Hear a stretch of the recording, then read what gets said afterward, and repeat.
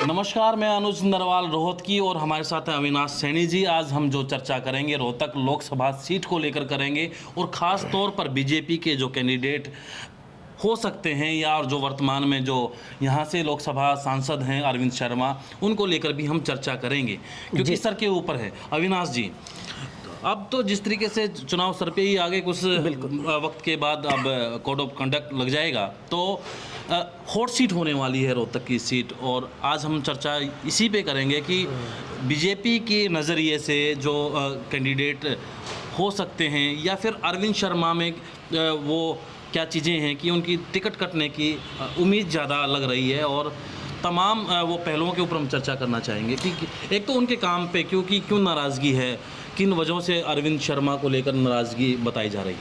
जी अनुज, Rohtak Lok Sabha seat जो है वो बीजेपी के लिए बहुत अहम सीट है। देखिए, बाकी अभी जो 10 सीटें हैं लोकसभा की, उनमें से 9 सीट ऐसी है जिन पे उनको कोई खतरा नहीं था और बहुत आसानी से बीजेपी ने वो जीती। लेकिन रोहतक की सीट है वो लगातार कांग्रेस को जाती रही है, वो भूपेंद्र सिंह हुड्डा की सीट मानी जाती रही है, गढ़ माना जाता है। और इस बार लेकिन उस गढ़ को बीजेपी ने पहली बार तोड़ा।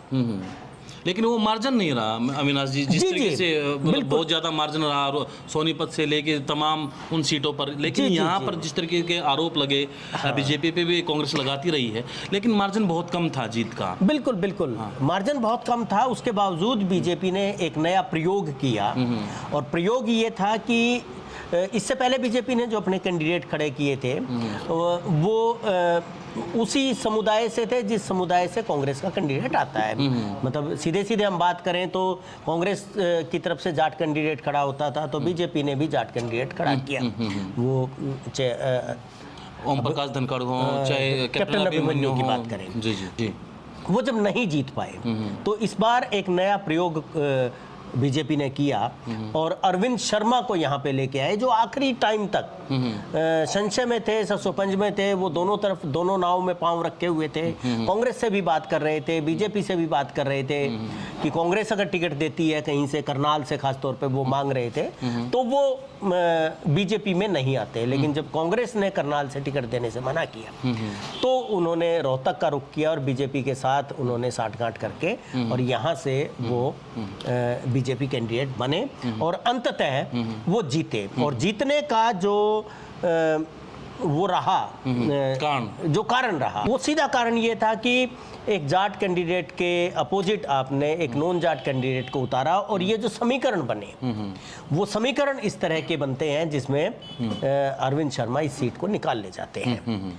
तो बीजेपी इस प्रयोग को मुझे लगता है एक तो जारी रखना चाहेगी। जी, क्योंकि जो पिछला इलेक्शन था 2019 का, उस इलेक्शन में 16,66,000 जो वोट थे रोहतक लोकसभा सीट में, उसमें से लगभग 10 लाख वोटर जो हैं वो नॉन जाट वोटर हैं।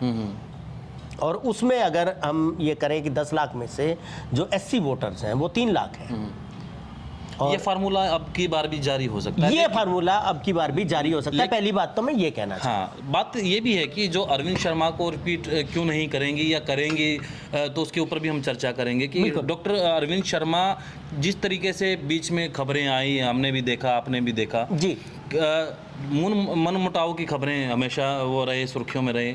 और बिल्कुल रोहतक में तो मुख्यमंत्री को के ऊपर भी आरोप लगा दिए थे, तो तमाम चीज़ें रही। तो वो तमाम जो एपिसोड आपने देखे, तो उसके बाद आपको लगता है कि यहाँ पर उनकी टिकट के ऊपर संकट हो सकता है? बिल्कुल, यही बात जो है कि एक तो उनके जो स्थानीय नेता हैं बीजेपी के, बहुत मनीष ग्रोवर सीधे से उनके साथ उनकी पटरी नहीं बैठ पा रही है। हालांकि बीच बीच में खीर भी खा लेते हैं इस लोगों को दिखाने के लिए, लेकिन अंदर से जो चीज़ें हैं मुझे लगता है कि वो बहुत खेमेबाजी हो गई है, वो बहुत सही नहीं चल रहा है। तो और वो उसमें वो उनको घेरने के चक्कर में रहते हैं और बीच बीच में फिर तो मुख्यमंत्री को भी उन्होंने के ऊपर भी आरोप लगाए और बड़े नाराज दिखे कई मामलों हाँ, पे। प्रेस कॉन्फ्रेंस करके उन्होंने कहा कि जो मुख्यमंत्री हैं, खासतौर पे अमृत योजना के बारे में उन्होंने कहा कि उन्होंने आरोप लगाए थे। हाँ, मुख्यमंत्री इसमें शामिल हैं, फाइलें दबाने में माहिर हैं वो। ये जो सरकार है, पूरी सरकार को उन्होंने कटघरे में खड़ा किया। तो ऐसे में लगता है कि उनकी टिकट कट सकती है आपके हिसाब मतलब बहुत श्योर नहीं है। बीजेपी खासतौर पे मनोहर लाल खट्टर की जो टीम है वो ये चाहती है कि कोई यहाँ पे रिस्क ना लिया जाए और कैंडिडेट, बहुत मजबूत कैंडिडेट, बहुत अपना कैंडिडेट, वो यहाँ पे उतारा जाए जो जीत भी सके और लगातार उनके साथ बना भी रह सके। तो ये दो चीजें ऐसी हैं। तो इस पे एक पैमाने पे जो पैमाना है उनकी उम्मीदों पे तो नहीं खरे उतर रहे। हाँ, फिलहाल ऐसा लगता है। अगर कामकाज को हम देखें, 5 साल के कामकाज को देखें ज़्यादा तो उसमें मुझे नहीं लगता कि आप बताइए ज़रा, क्योंकि हम यहाँ पर ये भी साथ में चर्चा करें कि दीपेंद्र सिंह हुड्डा के जो कामकाज हुए उनके काम में टाइम पे और इनके में अगर कंपैरिजन होता है तो ये कहीं नहीं दिखते हैं। हाँ, देखिए, लोकसभा सदस्य के तौर पे जो जिम्मेदारियां होती हैं वो जिम्मेदारियां कि आप संसद में जाते हैं, आप कोई योजनाएं बनाते हैं, आप उन योजनाओं को पास करते हैं अपने क्षेत्र के लिए, अपने क्षेत्र की अपने क्षेत्र की जनता के लिए आप क्या प्रोजेक्ट लेके आते हैं। तो इन 5 साल में उनके खाते में कोई बड़ा प्रोजेक्ट नहीं है। वो ट्रेन तो रुकवाते हैं। हाँ। मतलब ये एक चीज है, वो भी ठहराव कुछ टाइम के लिए होता है उन ट्रेन का। तो इसके अलावा कोई बड़ा प्रोजेक्ट वो लेके नहीं आए। और जो स्थानीय जो सरकार है, हरियाणा की जो गवर्नमेंट है, उनके साथ भी उनके बहुत अच्छे रिश्ते नहीं हैं। तो ऐसा लगता है कि दोनों ही चीज़ें हो सकती हैं। मुझे ऐसा लगता है कि अरविंद शर्मा भी शायद अभी तक तो मैं ये कह सकता हूँ कि वो भी कंफर्टेबल नहीं थी, दोबारा से यहाँ से लड़ना चाहेंगे, क्योंकि बीच में उन्होंने ऐसा कहा था कि मैं रोहतक से चुनाव शायद ना लड़ूं। तो ये भी है कि वो रोहतक से लड़े ना लड़े या बीजेपी उनको रोहतक से उतारे ना उतारे। तो दोनों ही चीज़ें हो सकती हैं। लेकिन यहाँ पर जब उस वक्त की मैं आपको बताना चाहता हूँ कि जब खटपट होनी शुरू हुई तो एक बीजेपी को भी देखा कि बीजेपी ने देखा कि एक ब्राह्मण नेता की आवश्यकता है। बिल्कुल। तो उन्होंने बीच में आप देखें एक राज्यसभा चुनाव आया तो एक आज़ाद उम्मीदवार को उन्होंने अपने तरफ से एक ब्राह्मण नेता के तौर पर स्टेब्लिश कर दिया। तो उस पर हम जाएंगे कि कार्तिकेय शर्मा को वो लेके आए, हालांकि वो पार्टी में नहीं है लेकिन अपने समर्थन से उन्होंने उनको जितवा दिया। तो क्या लगता है कि उनके फादर साहब का, अब विनोद शर्मा का नाम आ रहा है, चर्चा है कि उनको ना दे दें, तो उस कैंडिडेट के ऊपर हम चर्चा करेंगे। बिल्कुल, मैं वही बात आपको कहने वाला था कि बीजेपी इस फार्मूले को रिपीट करेगी रोहतक में, क्योंकि यही एक फार्मूला है जो बीजेपी के लिए जिताऊ फार्मूला है। नॉन जाट कैंडिडेट और ख़ास तौर पे ब्राह्मण कैंडिडेट, क्योंकि 1,30,000 ब्राह्मण यहाँ वोटर्स हैं। तो ये जो कॉम्बिनेशन है इसको तो बनाएगी। अब इस कॉम्बिनेशन में बीजेपी के सामने और कैंडिडेट है कौन, किसको वो उतारना चाहेंगे?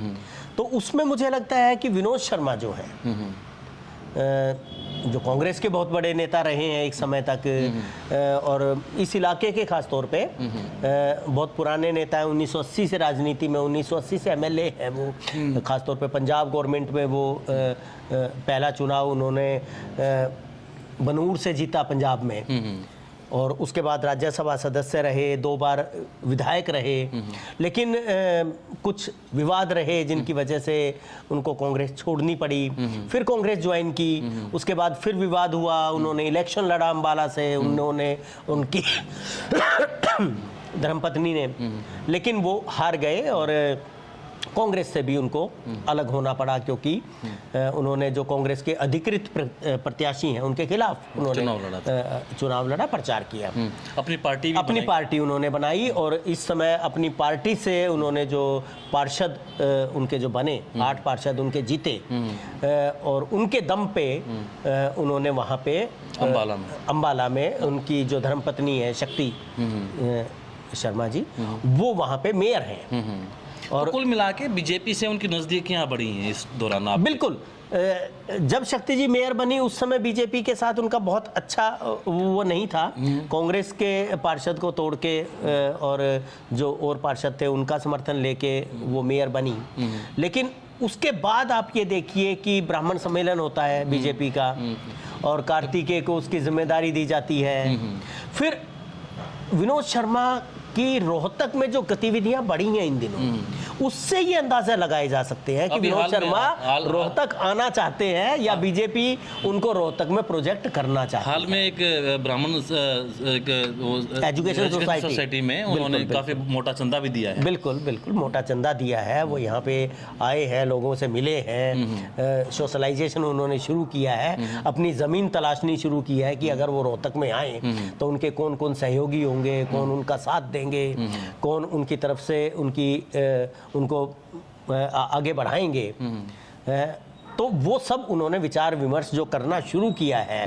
देखिए, जब आग लगती है तभी धुआं उठता है, तो ऐसे धुआं नहीं उठा है, आप ऐसे ही चर्चा करने नहीं बैठे हैं। हाँ, ठीक बात। तो वो कहीं से चिंगारी चर्चाएं तो हैं, चिंगारी पूरे उठी शहर है। में, पार्टी में भी चर्चाएं हैं इस बिल्कुल, तरीके बिल्कुल। कि एक विकल्प के तौर पर अगर ये चेहरा ना हो तो दूसरा चेहरा कौन हो सकता है। बिल्कुल। हालांकि दूसरे कई और नाम हैं बीजेपी के, लेकिन हमें नहीं लगता कि वो इस तरीके की इस लेवल के ऊपर पार्टी सोचेगी। लेकिन एक ब्राह्मण के जगह ब्राह्मण को रिप्लेस करना, और ऐसे ब्राह्मण को, क्योंकि उनको एक राजनीति का अनुभव अच्छा है। हाँ। और पैसे के हिसाब से भी अगर वो क्योंकि आजकल जो चुनाव है वो बड़ा धन बल से बिल्कुल, वो उसमें भी खरा उतरते हैं। तो आप और जी दूसरी बात ये है कि एक समय पे भूपेंद्र सिंह हुड्डा के बहुत करीबी रहे और उसके बाद बहुत खटास भी पैदा हुई। तो ये एक चीज है कि दुश्मन का दुश्मन दोस्त होता है। हाँ। मतलब ये जो फार्मूला है राजनीति में बहुत फिट बैठता है कि दुश्मन का दुश्मन दोस्त। तो यहाँ पर अगर विनोद शर्मा आते हैं तो यहाँ पर तो एक तो पहली बात तो कि पंडित जी की तो टिकट कटेगी तभी वो आएंगे। बिल्कुल। अगर आते हैं तो दोहरा नुकसान हो जाएगा। मतलब दो लोगों के लिए बड़ी दिक्कतें हैं। एक तो पंडित जी के लिए जो हाल के लोकसभा सांसद हैं, दूसरा जो कैंडिडेट कांग्रेस के कैंडिडेट हैं उनको भी कड़ी टक्कर देने वाला कैंडिडेट मिल जाएगा। बिल्कुल मिल जाएंगे। मतलब वो जो एक बात चल रही थी कि पिछला इलेक्शन जो हारे हैं वो कुछ गलतियां रह गई या जानबूझ के जबरदस्ती हराया गया एक जीते हुए कैंडिडेट को। मतलब उस अंतर को बीजेपी इस फार्मूले से मुझे लगता है कि पाट सकती है और ये बहुत मुश्किल खड़ी होने वाली है अगर यहाँ से कांग्रेस का जो भी कैंडिडेट होगा। और जो भी क्या होगा, मुझे तो सीधे सीधे लगता है कि दीपेंद्र ही होंगे। तो अगर दीपेंद्र यहाँ से उठते हैं तो देखिए तो चुनाव बड़ा बहुत रोचक होगा। और मुझे लगता है कि मुश्किल वाला भी होगा। कांग्रेस को ज़्यादा अपनी ताकत लगानी पड़ेगी, बहुत एनर्जी उसमें झोंकनी पड़ेगी, तब जाके ये चुनाव कहीं से निकलता है। और इस समय पे क्या है, मैं आपको बता दूं सीधा, बीजेपी अपने दम पे 370 का नारा दे रही है और 400 सीट अलायंस के साथ वो ये पार करने की बात है। लेकिन बीजेपी ये 400 सीट कहाँ से लाएगी या 370 कहाँ से लाएगी? अभी तक बीजेपी जो हिंदी बेल्ट है, हिंदी भाषी जो राज्य है, जहाँ जो बीजेपी का बड़ा जनाधार है, जहाँ पे बीजेपी के सारे फार्मूले फिट बैठते हैं, चाहे मध्य प्रदेश है, बिल्कुल राजस्थान है, यूपी है, अपना हरियाणा है, हिमाचल, उत्तराखंड, तो वहाँ बीजेपी मैक्सिमम पे है। अभी बीजेपी की 10 सीटें हैं। अगर बीजेपी रिस्क नहीं ले सकती, साउथ में बीजेपी की सीटें बढ़ नहीं रही हैं। कोई एक कर्नाटक है जहाँ पे, वहाँ पे भी आप मैक्सिमम पे हो, तेलंगाना में भी आप हो, ऑलरेडी आपके सांसद हैं, तो आप साउथ में कहाँ बढ़ेंगे? तो साउथ में नहीं बढ़ेंगे। तो जितनी सीट है इसमें से बीजेपी एक भी नहीं खोना चाहेगी। तो एक सीट पे बिल्कुल मैन टू मैन मार्किंग है बीजेपी की, जो कांग्रेस की अभी नहीं है। मतलब कांग्रेस की कमजोरी यही है कि वो अभी तो अलायंस को संभालने में, अपने कैंडिडेट को संभालने में ही लगी पड़ी है ना। जैसे ही ममता का बयान आया, जैसे ही नीतीश गए, जैसे ही जयंत गए, और है, अब मध्य प्रदेश से उसके भी बाद खबरें आ आपकी रही हैं अपनी पार्टी टूटनी शुरू हो गई। कमलनाथ जैसे कि अब चर्चा है कि वो जो जाएंगे। हाँ पिल्लर है, हाँ। मतलब कांग्रेस तो छोड़ ही दी ना। अब हरियाणा में भी हालांकि एक कैंडिडेट हैं, कांग्रेस के बड़े नेता रहे हैं, जिंदल परिवार की भी चर्चाएं हैं कि वो भी शायद भाजपा में कुरुक्षेत्र से बिल्कुल बिल्कुल कुरुक्षेत्र से आ सकते हैं दोबारा उसके ऊपर भी हम कभी चर्चा करेंगे। लेकिन फिलहाल यही है कि रोहतक में अगर यहाँ पर विनोद शर्मा आते हैं तो सीधी तौर पर दो चीज़ें होने वाली हैं कि एक तो कांग्रेस के लिए भी मुश्किलें खड़ी होंगी, और दूसरा यहाँ पे जो मौजूदा कैंडिडेट सांसद हैं, लोकसभा सांसद हैं डॉक्टर अरविंद शर्मा, उनके लिए भी दिक्कतें हैं, क्योंकि यहाँ पर सीट बहुत इंपॉर्टेंट सीट है और यहाँ से अगर कहीं पर कटते हैं तो बड़ी दिक्कतें आ जाती हैं दूसरी सीट के लिए, या फिर बिल्कुल उनके लिए आगे का रास्ता क्या होगा वो वक्त के ऊपर हम छोड़ते हैं। फिलहाल आपको क्या लगता है कि यहाँ पर अगर विनोद शर्मा आते हैं तो किसकी जीत होगी? कमेंट बॉक्स में ज़रूर लिखें। नमस्कार। नमस्कार।